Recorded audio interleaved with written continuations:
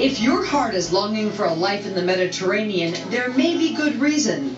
According to a study released Monday by the New England Journal of Medicine, patients who adopted the Mediterranean diet were 30% less likely to have heart attacks, strokes, and death. This is a groundbreaking study because it shows that the Mediterranean diet, plant-based proteins, lots of fruits and vegetables, can really help your heart. So how did they do it? Of nearly 7,500 patients with high risk of heart disease, 1/3 ate a regular diet. The rest ate either a handful of nuts or 4 tablespoons of olive oil in addition to 3 servings of fruit, 2 servings of vegetables, and fish and legumes 3 times a week. They ate white over red meat and were encouraged to drink wine with meals. They all committed to it for 5 years. Just cut into little pieces? Yeah.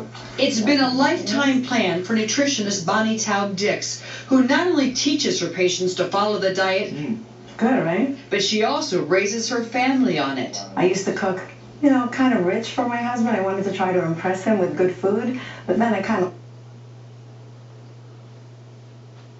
more of the Mediterranean style, and that's the way that I raise my children. For years, scientists have tried to decipher why people living in Mediterranean countries have lower rates of heart disease. Now some experts say the proof is in the pudding, or rather the nuts and olive oil. Store-bought cakes and cookies and sodas were not approved. If you want to adopt this Mediterranean diet, there are 2 major rules. You have to eat in moderation, and you also have to do this regularly. It is months and years of a healthy lifestyle. The most telling part of this study is that the researchers stopped it early because their findings were so solid and so compelling that it seemed unethical to keep participants from eating the healthy stuff in the Mediterranean diet. And anytime researchers stop a study where they've really divided the groups into who gets what, that tells you something. A 30% risk reduction in right. heart attack and stroke and death. That is hugely significant. It is, and what's interesting about this and what sort of took people aback is that the people who they put on the study were already people with high blood pressure. Some people were already on statins. These were not perfectly healthy people.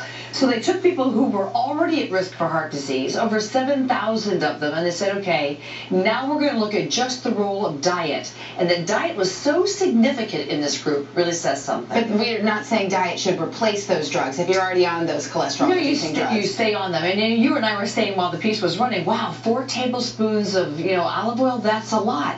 You can do with less. It's the type of olive oil. And even if I'm saying to you nuts, you can have them, you still can't have a bag full. It's 17 or 18 walnuts or almonds. But it's the kind of food you're choosing, and it's the moderation of it. This study had people who really stuck to the diet and did it for 5 years. If you did, maybe not, you weren't that good at it, but you used a little bit of oil, you increased your fish intake, would you see some benefit? The answer is yes. Every time you take a little bit of this kind of diet and the stuff we have in front of us, which is basically fresh fruits and vegetables, fish and chicken, and then, of course, beans, and, of course, you and I love our red wine, you're ahead of the game.